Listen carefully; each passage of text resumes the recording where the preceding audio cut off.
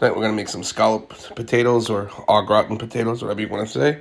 Using most of this ingredients here, a few others, but let's get to it. We're going to use it tonight, use it on the griddle. Yukon Gold or yellow potato. We're going to peel them. It's the biggest potato I've ever seen in my life. Okay, so you should get some like that. If you can, use a mandolin.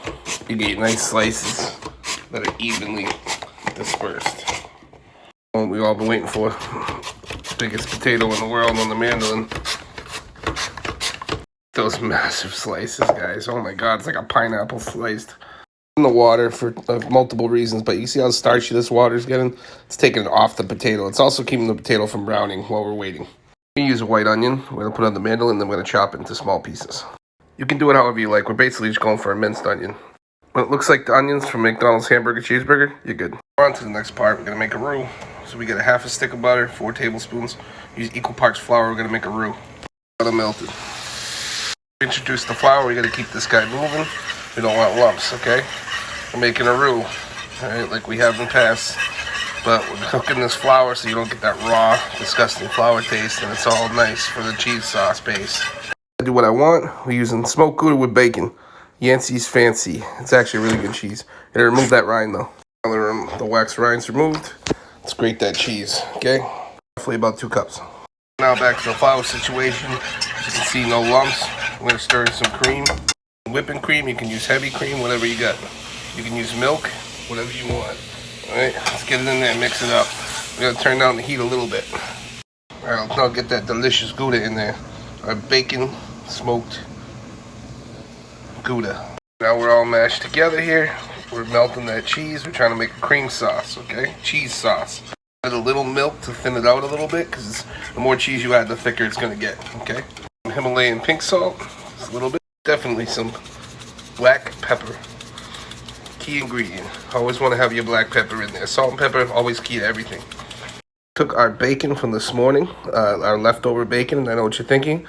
There's no such thing as leftover bacon, but I purposely cooked an extra pound of bacon. About half a pound made it, so that's what we're going with. But cut it into like bacon bit pieces, at about that size. Into our cheese sauce, mix it in. And I wait to add the other ingredients like this because we don't want lumps with the flour, so we wait to add these. That's some of our minced onion. We're going to use about 3/4 of it now. Get it in the cheese sauce. Stop right here, folks. You have one hell of a mac and cheese going, okay? We're using this for other purposes, which are au gratin or scalloped potatoes. To be different, we're going to use a little green onion or scallion. We washed it, cut off the bulb. We're going to cut it into small pieces. A little vibrance with the green. We're going to add that to the cheese sauce. Look at that cheese sauce. My God, that looks delicious. It's a non-stick pan, folks, but I have trust issues. So we're going to do a little olive oil on the bottom, a little olive oil, extra virgin. Ooh. All right, there we go. The extra virgin and not the olive oil that has a questionable past. Okay. Making a lasagna, folks. I still don't trust it. We're going to put a little of the sauce on the bottom.